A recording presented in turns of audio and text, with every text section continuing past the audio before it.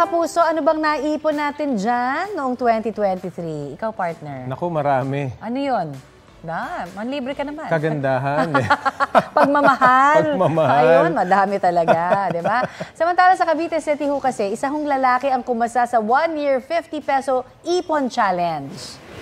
Yan ang video ni Nazareno Semper habang binibilang ang kanyang naipon mula sa alkansya niya. Sinimulan niya raw yan noong January 1st, 2023 at binuksan niya syempre noong December 24. Ini-advance niya na lang daw ang hulog niya para sa December 25 hanggang 31.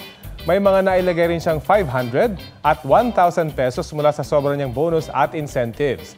Ang total na kanyang naipon, 42,300 pesos. Ang galing, di ba? Hindi mo mapupulot yan. Oo nga. At syempre gagamitin po niya raw yan para makabili ng motorsiklo para palitan na ang ginagamit niyang may kalumaan na.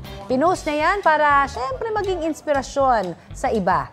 Ngayon, meron na hong 1.7 million views sa TikTok at mahigit 60,000 likes yan. Aba, Good kikita job, pa siya kuya. sa viewership. Ipon-ipon na tayo ngayon. O, start na tayo, simulan ha? na natin. O, bakas-bakas muna. Kapuso, para sa mga maiinit na balita, mag-subscribe sa GMA Integrated News sa YouTube.